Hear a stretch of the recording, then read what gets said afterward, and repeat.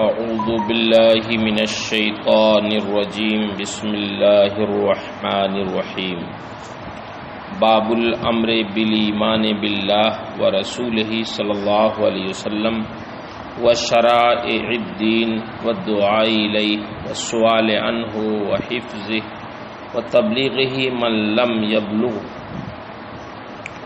یہ باب اللہ اور اس کے رسول صلی اللہ علیہ وسلم اور دین کے احکام پر ایمان لانے کا،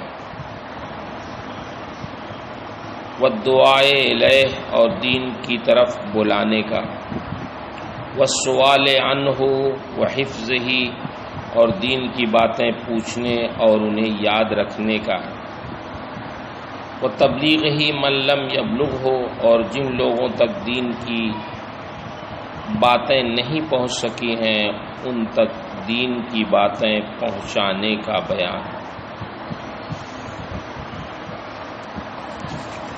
امام مسلم رحمہ اللہ نے اس باب میں وفد عبد القیس والی حدیث کو ذکر کیا ہے جو حضرت سیدنا عبداللہ ابن عباس اور حضرت سیدنا ابو سعید خدری رضی اللہ تعالی عنہ سے مروی ہے۔ حدیث کے الفاظ میں تقدیم و تاخیر کچھ کمی اور زیادتی ہیں، لیکن مفہوم میں کوئی خاص کمی اور زیادتی نہیں ہے۔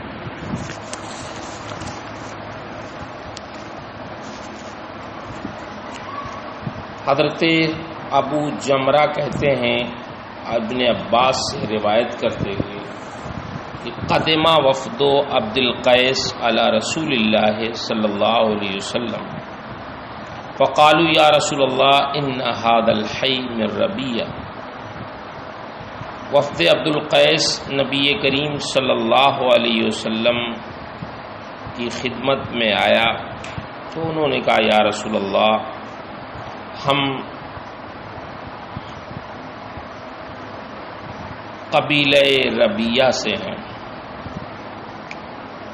وقد حالت بیننا و بینک کفار و مضر، ہمارے اور آپ کے درمیان مضر کے کفار حائل ہیں، ولا نخلص الیک الا فی شہر الحرام، ہم آپ کے پاس صرف اشہر حرم میں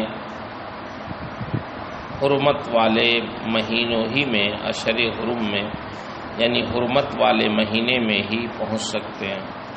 حرمت والے مہینے ذوالقعدہ، ذوالحج، محرم، 3 مہینے ایک ساتھ ہیں اور ان سے پہلے رجب ہے۔ فَبُرْنَا بِأَمْرٍ نَعْمَلُ بِهِ وَنَدْعُو إِلَيْهِ مَن وَرَاءَنَا، تو ہمیں آپ حکم دیں ایسی چیزوں کا کہ ہم خود بھی عمل کریں اس پہ اور اپنے بعد والوں کو اس کی طرف دعوت دیں۔ سرکار نے ارشاد فرمایا آمرکم بِأَرْبَعٍ وَأَنْهَاكُمْ عَنْ أَرْبَعٍ، میں تمہیں 4 چیزوں کا حکم دیتا ہوں اور 4 چیزوں سے روکتا ہوں۔ جن کا حکم دیتا ہوں وہ ہے الایمان باللہ، اللہ پر ایمان لانا، ثم فسرها لهم، پھر ایمان باللہ کی وضاحت فرمائی آپ نے ان کے لیے، فقال شہادۃ ان لا الہ الا اللہ وان محمد رسول اللہ، اس بات کی گواہی دینا کہ اللہ کے علاوہ کوئی معبود نہیں اور محمد صلی اللہ علیہ وسلم اللہ کے رسول ہیں، نماز قائم کرنا، زکوٰۃ دینا اور مال غنیمت سے خمس ادا کرنا، وَأَنْهَاكُمْ عَنِ الدُّبَّ وَالْحَنْتَمِ وَالنَّقِيرِ وَالْمُقَيَّرِ، اور میں تمہیں روکتا ہوں دبہ سے، کدو کے کھوکھلے برتن سے، والحنتم اور سبز رنگ کے نبیذ بنائے جانے والے برتن سے، والنقیر شراب کے پیالے سے، والمقیر اور گونج جیسی چیزوں سے قلعی کیے ہوئے برتن سے، خلف بن ہشام نے اپنی روایت میں یہ بھی اضافہ کیا، شہادت اللہ الہ الا اللہ و عقدہ واحدہ، جب شہادت کا ذکر کیا کہ اللہ کے علاوہ کوئی معبود نہیں تو اپنی انگلی سے ایک کا اشارہ کیا۔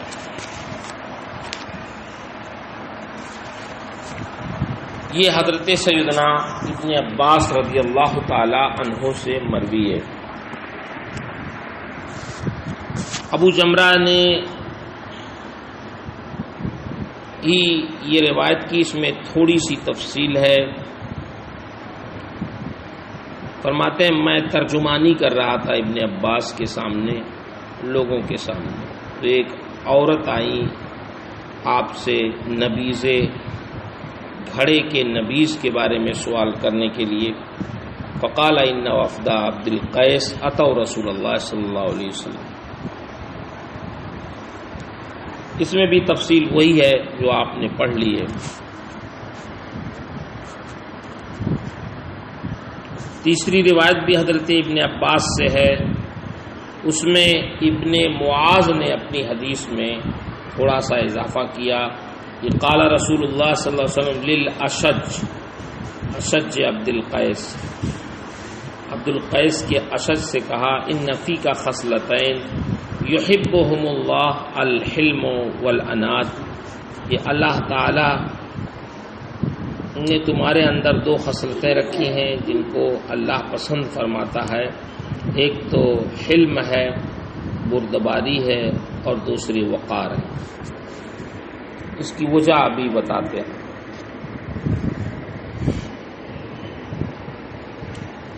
چوتھی روایت میں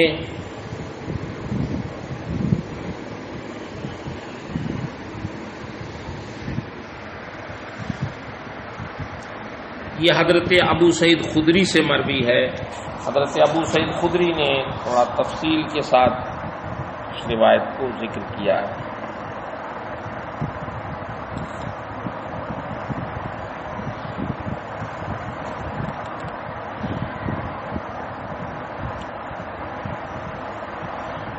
اس میں یہ ہے قالوا یا نبی اللہ ما علمک بالنقیر، یا رسول اللہ کیا آپ جانتے ہیں نقیر کیا ہے؟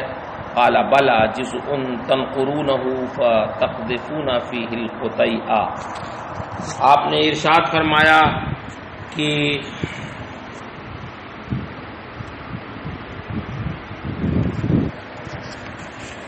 نقیر درخت کا تنا ہے جس کو تم کھود لیتے ہو، پھر اس میں چھوٹی چھوٹی کھجوریں ڈال دیتے ہو۔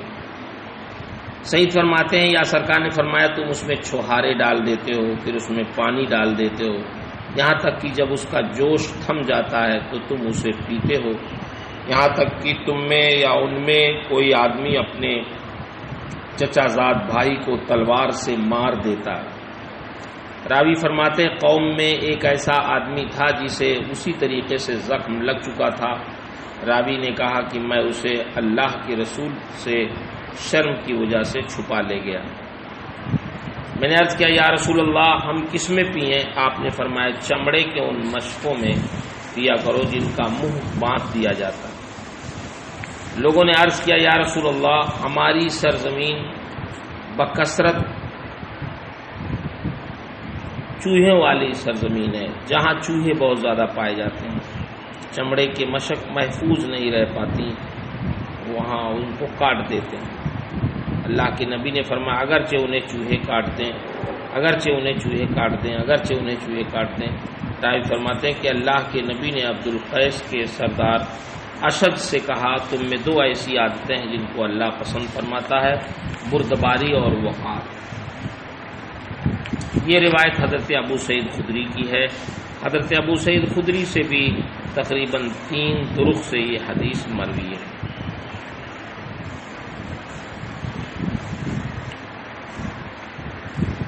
اس حدیث کے یہاں جو 2 راوی موجود ہیں حضرت سیدنا عبداللہ ابن عباس اور حضرت ابو سعید خدری، پہلے تھوڑی سی گفتگو ان کے بارے میں۔ پہلی 3 روایتیں حضرت سیدنا عبداللہ ابن عباس سے روایت کی ہیں اسی حدیث کو۔ حضرت سیدنا عبداللہ ابن عباس یہ حضرت عباس کے بیٹے ہیں۔ حضرت عباس نبی کریم صلی اللہ علیہ وسلم کے چچا ہیں اور عبداللہ ابن عباس آپ کے چچا کے بیٹے ہیں۔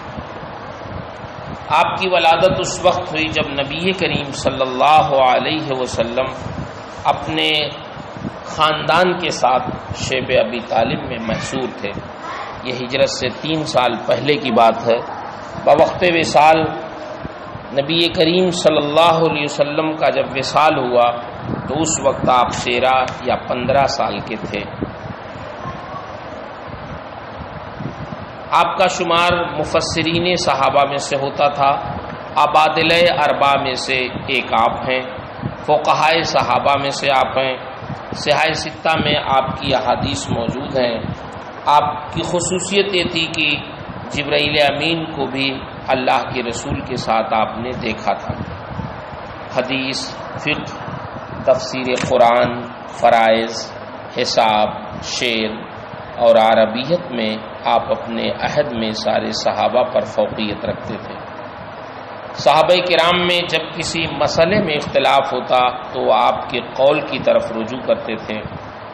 حضرت امیر المومنین عمر بن خطاب رضی اللہ تعالی عنہ کے سامنے جب کوئی مشکل مقدمہ آتا تو وہ اسے حل کرنے کے لیے آپ کو بلایا کرتے تھے۔ نبی کریم صلی اللہ علیہ وسلم نے آپ کے لیے علم و حکمت، تفقہ اور فہم قرآن کی دعا فرمائی تھی۔ حضرت علی رضی اللہ تعالی عنہ نے آپ کو اپنے دور خلافت میں بصرہ کا حاکم بھی بنایا تھا، لیکن حضرت علی کی شہادت سے پہلے ہی آپ بصرہ سے واپس ہو گئے تھے۔ آپ نے نبی کریم صلی اللہ علیہ وسلم، حضرت عمر، حضرت علی، حضرت معاذ بن جبل، حضرت ابو ذر سے حدیثیں روایت کی ہیں اور آپ سے حضرت عبداللہ ابن عمر، نضر بن انس بن مالک اور دیگر صحابہ اور تابعین نے روایتیں کی ہیں۔ آپ سے تقریباً 1666 احادیث کریمہ مروی ہیں، جس میں سے 95 تو وہ احادیث ہیں جو متفق علیہ ہیں، جن کو بخاری اور مسلم دونوں نے اپنی اپنی صحیح میں تخریج فرمایا۔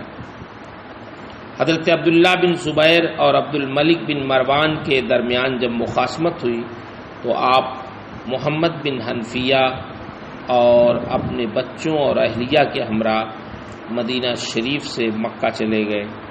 حضرت عبداللہ بن زبیر نے آپ سے بیعت کا مطالبہ کیا، لیکن آپ نے اسے تسلیم نہیں کیا، جس کی وجہ سے حضرت ابن زبیر آپ کے شدید مخالف ہو گئے۔ یہ دیکھ کر آپ اپنے محبین کوفہ کے ہمراہ مکہ سے منی روانہ ہو گئے اور پھر وہاں سے طائف چلے گئے۔ طائف میں بیمار ہو کر آپ 70 یا 71 سال کی عمر میں وصال فرما گئے۔ طائف ہی میں آپ مدفون ہوئے۔ نماز جنازہ حضرت محمد بن حنفیہ نے پڑھائی۔ یہ مختصر سے حالات حضرت سیدنا ابن عباس کے ہیں۔ دوسرے راوی جو اس کے ہیں حضرت سیدنا ابو سعید خدری رضی اللہ تعالیٰ عنہ، ان کے بارے میں بھی تھوڑا آپ سن لیں۔ حضرت ابو سعید خدری کا نام سعید بن مالک ہے، کنیت ابو سعید انصاری ہے، خدری ہے۔ کنیت سے آپ بہت زیادہ مشہور ہیں۔ آپ کا شمار ان صحابہ کرام میں ہوتا ہے جن سے بکثرت احادیث مروی ہیں۔ آپ کے والد بھی صحابی ہیں۔ غزوہ احد میں جب سید عالم صلی اللہ علیہ وسلم کے سر اقدس سے خون نکلنے لگا تو آپ کے والد نے بہتے ہوئے خون کو اپنے ہاتھ پہ روک لیا اور اسے پی گئے۔ حضرت ابو سعید خدری بھی اپنے والد کے ساتھ غزوہ احد میں شرکت کے لیے گئے تھے، لیکن محض 13 سال کی عمر کی وجہ سے آپ کو واپس کر دیا گیا۔ غزوہ خندق سے آپ نے غزوات کا آغاز کیا اور اللہ کے رسول صلی اللہ علیہ وسلم کے ساتھ 12 غزوات میں شریک رہے۔ آپ سے حضرت ابن عباس، ابن عمر، جابر بن عبداللہ، محمود بن لبید، ابو امامہ، زید بن ثابت، انس بن مالک نے حدیثیں روایت کی ہیں۔ ان صحابہ کرام کے علاوہ اکابر تابعین نے بھی آپ سے احادیث کی روایت کی ہے.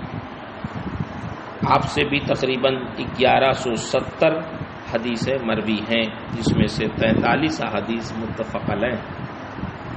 حضرت ابو سعید خدری فرماتے ہیں کہ میرے والد غزوہ احد میں شہید ہو گئے تھے اور وہ ہمارے لیے کچھ بھی مال و اسباب نہیں چھوڑ سکے تھے، جس کی وجہ سے ہمیں سخت پریشانی لاحق ہوئی. ہم کچھ مال کی طلب کے لیے بارگاہ رسالت میں حاضر ہوئے. سرکار نے جب مجھے دیکھا تو فرمایا، جو بے نیاز رہتا ہے اللہ اسے غنی کر دیتا ہے، جو عفت کا طالب ہوتا ہے اللہ اسے عفت عطا فرماتا ہے. میں نے اپنے دل میں سوچا کہ آپ کا یہ خطاب مجھی سے ہے، اس لیے میں بغیر مدعا عرض کیے واپس چلا آیا. 86 سال کی عمر میں بروز جمعہ آپ کا وصال ہوا. جنت البقیع میں آپ دفن کیے گئے. صحائح ستہ میں آپ کی احادیث موجود ہیں. وفد عبد القیس والی حدیث میں جو الفاظ ہیں ان کی تشریح بھی آپ سماعت فرما لیں. وفد عبد القیس، وفد یہ وافد کی جمع ہے، جو لوگ اکٹھے کسی شہر میں کسی مشترکہ غرض کے لیے جائیں بادشاہ یا حاکم کے پاس، انہیں وفد کہا جاتا ہے. عبد القیس عرب کے مشہور و معروف قبیلہ ربیہ کی ایک شاخ کا نام ہے جو قبیلے عبد القیس کے نام سے مشہور ہے. خزایا کا لفظ اس میں خزیان کی جمع ہے. پشیمہ شرمندہ، ذلیل، رسوا. ندامہ ندمان کی جمع ہے، پشیمہ شرمندہ. الشہر الحرام وہ محترم مہینے جن میں اہل عرب جنگ و جدال موقوف رکھتے تھے، وہ 4 ہیں: رجب، ذوالقعدہ، ذوالحج، محرم. الحی قبائل عرب کا چھوٹا قبیلہ، جمع احیا. مضر عرب کا مشہور قبیلہ. مضر اور ربیہ دونوں حقیقی بھائی اور نزار کے بیٹے تھے. مضر کی نسل سے حضور سید عالم صلی اللہ علیہ وسلم کے آبا و اجداد ہیں. دبا کھوکھلا کیا ہوا خشک کدو کا برتن. حنتم سبز رنگ کی ٹھلیا جس میں نبیذ بنایا کرتے تھے. نقیر درخت کا تنا جسے کھود کر اہل عرب اس میں نبیذ بناتے تھے، اس کی نبیذ تیز ہوتی تھی. مقیر سیاہ رنگ کے رقیق اور لیسدار روغن سے لیپ کیا ہوا، جیسے تارکول وغیرہ ہوتا ہے، لیپ کیا ہوا برتن.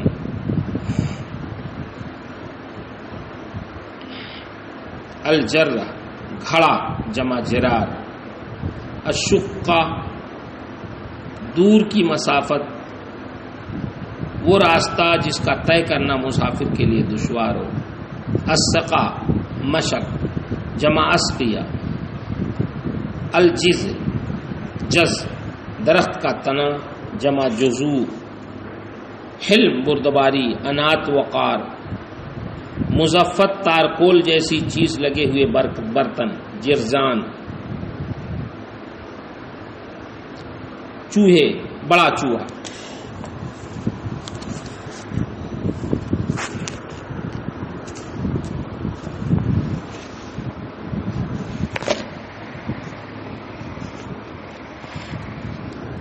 قبیلہ عبد القیس کے بارے میں تھوڑی سی تشریح آپ ملاحظہ فرمائیں.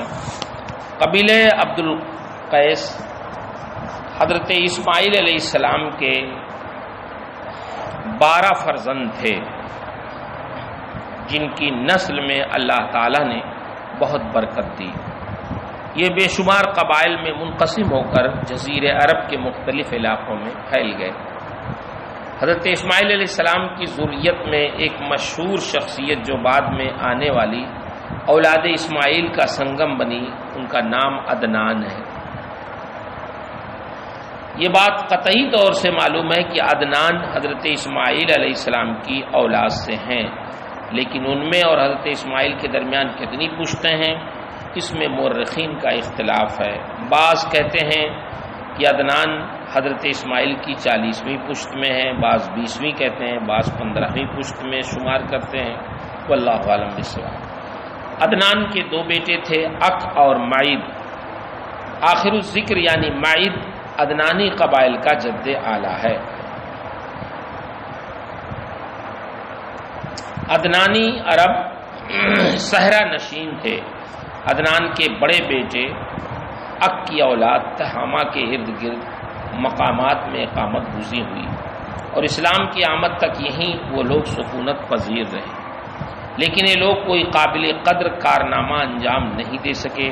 لیکن عدنان کے چھوٹے بیٹے معید نے تاریخ میں اہم مقام حاصل کیا۔ ان کی نسل سے بڑی اہم شخصیتیں پیدا ہوئیں، جن میں نبی کریم صلی اللہ علیہ وسلم کا اسم گرامی بھی ہے۔ معید کے 2 لڑکے تھے، ایک کا نام نزار اور دوسرے کا قنس تھا۔ نزار کی اولاد سے 5 شاخوں نے بڑی شہرت حاصل کی: قزاعہ، مضر، ربیہ، ایاد، انمار۔ ان خاندانوں کی رہائش گاہیں تہامہ، حجاز اور نجد میں تھیں، جن میں مضر کے قبائل حجاز میں پھیل گئے۔ مکہ المکرمہ میں حرم کعبہ کی ریاست انہی کو تفویض ہوئی۔ مضر کی 13ویں پشت میں نبی کریم صلی اللہ علیہ وسلم کے پدر بزرگوار حضرت عبداللہ بن عبد المطلب ہیں۔ بنو ربیہ نے نجد سے تہامہ تک پھیلے ہوئے خطے میں اپنا مسکن بنایا۔ ربیہ کی 5ویں پشت میں نیچے کی طرف اترتے ہوئے عبد القیس بن اقصا تھے۔ عبد القیس کے نام پر قبیلہ عبد القیس متعارف ہوا۔ بارگاہ رسالت میں جو وفد آیا اس کا تعلق اسی قبیلے سے تھا۔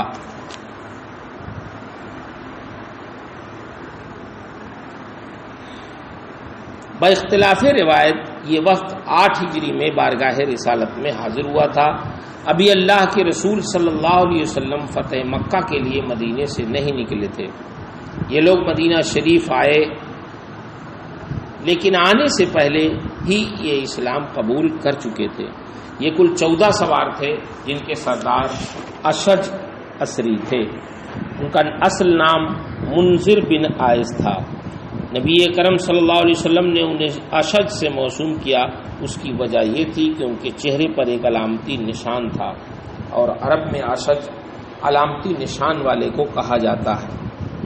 امام النووی رحمہ اللہ نے وفد میں شامل کچھ خصوصی افراد کا ذکر بھی کیا ہے، جن کے نام یہ ہیں: مزیدہ بن مالک، عبیدہ بن حمام، سحار بن عباس، عمر بن محروم، حارث بن شعیب، حارث بن جندب۔ نبی اکرم صلی اللہ علیہ وسلم کو اس وفد کے آنے کی اطلاع ہو گئی تھی۔ آپ نے صحابہ کرام سے ارشاد فرمایا کہ تمہارے پاس عبد القیس کا وفد آ رہا ہے، اور یہ اہل مشرق کے بہترین لوگ ہیں۔ حضرت عمر فاروق اعظم نے آگے بڑھ کر اس وفد کا استقبال اور خیر مقدم کیا۔ اس قبیلے کے ایک فرد منقذ بن حیان ایام جاہلیت سے ہی بغرض تجارت مدینے میں آتے جاتے تھے۔ ہجرت کے بعد ایک دن ان کی ملاقات نبی کریم صلی اللہ علیہ وسلم سے مدینے ہی میں ہوئی۔ اللہ کے نبی نے منقذ سے ان کے قبیلے کے لوگوں کا حال نام لے لے کر دریافت کیا۔ یہ دیکھ کر منقذ نے اسلام قبول کر لیا اور قرآن پاک کی کچھ صورتیں بھی یاد کر لیں۔ اللہ کے نبی نے ان کے قبیلے کے نام ایک خط لکھ کر ان کے حوالے کر دیا، جس میں اہل قبیلہ کو آپ نے اسلام کی دعوت اور ایمان لانے کی ترغیب دی تھی۔ منقذ اس گرامی نامہ کو لے کر اپنے وطن روانہ ہوئے اور گھر پہنچے۔ چونکہ یہ اسلام قبول کر چکے تھے، اس لیے اپنے گھر میں چھپ چھپا کر نماز ادا کرنے لگے۔ جب ان کی اہلیہ نے ان کی نماز وغیرہ کی ایک غیر مانوس حالت دیکھی تو اپنے والد منذر بن عائز اشج کو خبر کر دیا۔ پھر منذر اور منقذ کی باہم ملاقات ہوئی۔ منذر نے بھی اسلام قبول کر لیا۔ پھر منقذ نے اپنی قوم کو اللہ کے نبی کا مکتوب پڑھ کر سنایا، جس سے متاثر ہو کر یہ لوگ اسلام قبول کر لیے۔ پھر ان لوگوں نے بارگاہ رسالت میں حاضری پر اتفاق کیا۔ اس طرح یہ وفد بارگاہ رسالت میں حاضر ہوا۔ اللہ کے رسول نے اس وفد کا خیر مقدم کرتے ہوئے ارشاد فرمایا، مرحبا بالوفد غیر خزایا ولن ندامہ۔ خیر مقدمی کے کلمات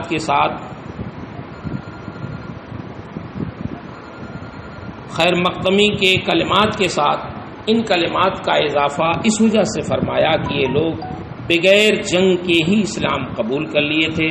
ان میں نہ تو کسی کے قتل کی نوبت آئی، نہ ہی یہ قیدی بنائے گئے کہ انہیں خفت، ندامت اور رسوائی کا سامنا ہو۔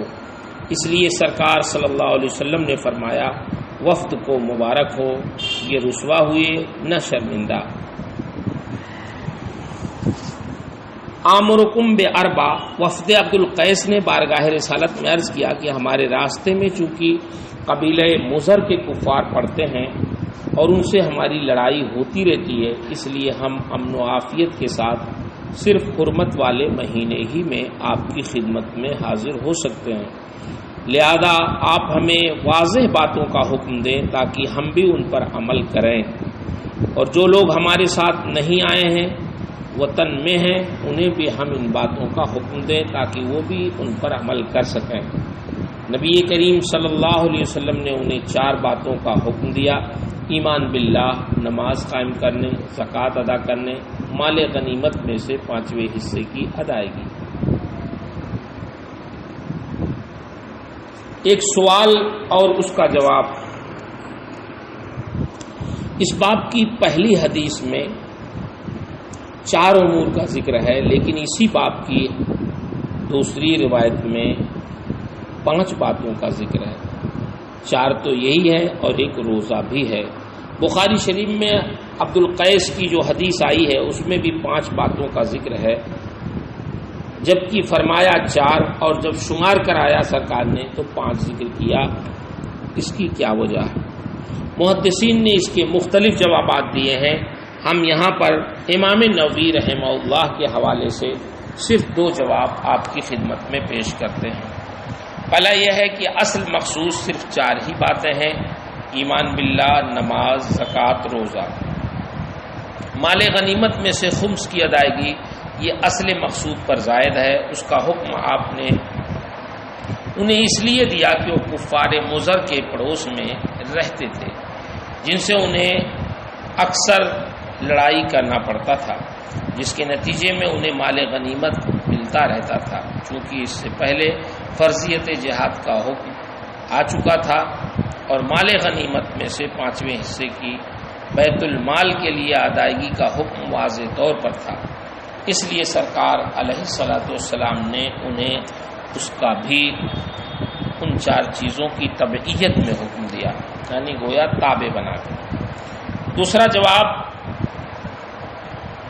وہ ہے جو حضرت شیخ امام ابو عمرو بن صلاح علیہ الرحمہ نے بہت اچھے طریقے پہ دیا۔ ان کے جواب کے طور پر سرے سے اعتراض ہی باقی نہیں رہتا۔ فرماتے ہیں، ان تؤدوا خمسا من المغنم کا عطف شہادت اللہ الہ الا اللہ پر نہیں ہے کہ 5 باتیں ہو جائیں، بلکہ نبی کریم صلی اللہ تعالی علیہ وسلم نے اس کا عطف 4 پہ کیا۔ لہٰذا اس تقدیر پر عبارت کا مفہوم یہ ہوگا کہ میں تمہیں 4 باتوں کا حکم دیتا ہوں: ایمان باللہ، نماز، زکوٰۃ، روزہ، اور ایک اور بات مال غنیمت میں سے خمس کی ادائیگی کا حکم کرتا ہوں۔ لہٰذا اب اس طرح کا اعتراض وارد نہیں ہوگا۔ ہاں، البتہ اتنا ضرور ہے کہ یہاں پر پہلی حدیث میں صوم کا ذکر کیوں نہیں کیا گیا، تو اس کا جواب یہ دیا گیا کہ یہ راوی کی غفلت کی بنیاد پر ہے، یعنی یہ اختلاف اور تفاوت اللہ کے نبی کی جانب سے نہیں ہوا، بلکہ اس کا تعلق راویان احادیث کے حفظ و ضبط کے تفاوت کی وجہ سے ہے۔ حج کا ذکر اس میں کیوں نہیں ہوا؟ اس کی وجہ یہ ہے کہ جب یہ وفد بارگاہ رسالت میں آیا تھا اس وقت حج فرض نہیں ہوا تھا، کیونکہ حج 9 ہجری میں چند ماہ گزرنے کے بعد فرض ہوا ہے، اور اس وفد کی آمد 8 ہجری میں فتح مکہ کے سال ہوئی تھی، جبکہ اللہ کے نبی صلی اللہ علیہ وسلم فتح مکہ کی مہم پر ابھی مدینے سے باہر نہیں نکلے تھے۔ حرمت شہر حرام یعنی ذوالقعدہ، ذوالحج، محرم اور رجب میں کفار سے قتال کے حرام ہونے کا حکم ابتداء اسلام میں تھا، لیکن اب یہ حکم قرآن پاک کی اس آیت سے منسوخ ہو گیا۔ وقاتل المشرکین کافہ کما یقاتلونکم کافہ وانہاکم عن الدبہ۔ وفد عبد القیس سے سرکار نے فرمایا میں تمہیں دبہ، حنطم، نقیر سے منع کرتا ہوں، یعنی تم ان برتنوں میں مشروبات نہ پیا کرو اور ان کا استعمال نہ کرو۔ ممانعت کی وجہ یہ تھی کہ اہل عرب ان برتنوں میں شراب بناتے تھے اور انہی برتنوں میں دوسری جگہوں سے مثلا مصر، طائف وغیرہ سے شراب منگایا بھی کرتے تھے۔ اسی طرح ان برتنوں میں نبیذ بنانے سے بھی سرکار نے منع کیا، کیونکہ ان میں جو نبیذ بنائی جاتی تھی وہ عموماً نشہ آور ہو جایا کرتی تھی، اور نبیذ نشہ آور ہونے کے بعد حرام ہو جاتی ہے، اس لیے احتیاطاً انہیں اس کے استعمال سے منع کر دیا گیا تاکہ انہیں شراب اور اس طرح کے دیگر مشروبات کی یاد نہ آنے پائے۔ امام نووی رحمہ اللہ فرماتے ہیں کہ ممانعت اوائل اسلام میں تھی، پھر بعد میں حضرت بریدہ کی ایک حدیث سے یہ ممانعت منسوخ ہو گئی۔ حضرت بریدہ نے فرمایا قال رسول اللہ صلی اللہ علیہ وسلم نہیتکم عن النبیذ الا فی سقاء فاشربوا فی الاسقیاء کلھا ولا تشربوا مسکرا۔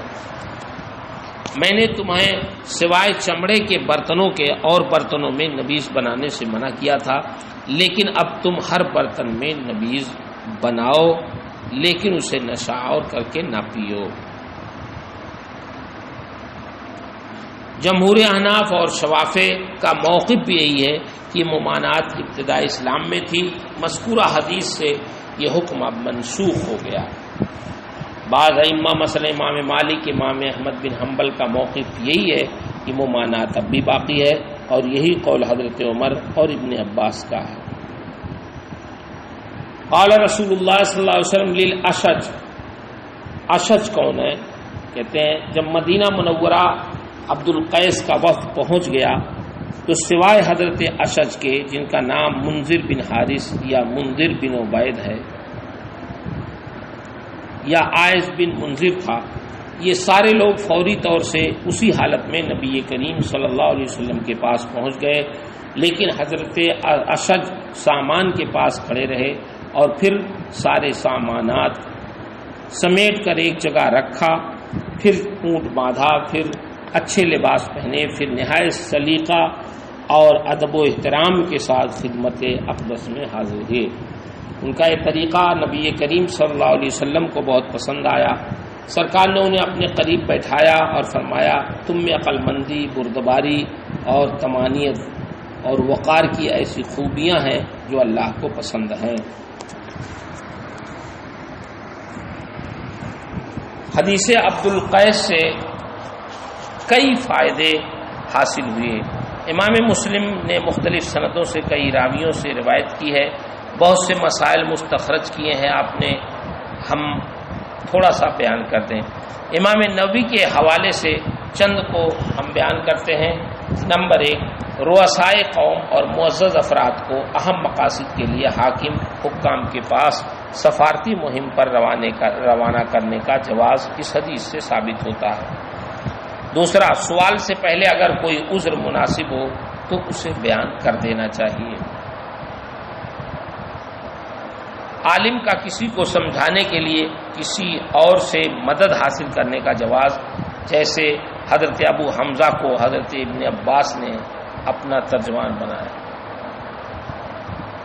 اسی لیے بنایا تھا کہ فتویٰ، خبر اور ترجمانی کے لیے شخص واحد کے قول کافی ہوگا۔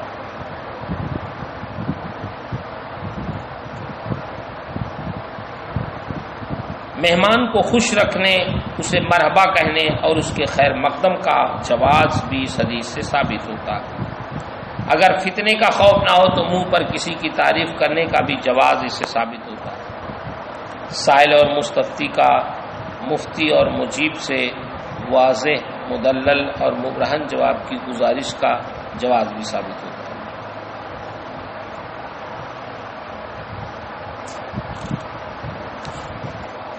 واللہ اعلم بالصواب۔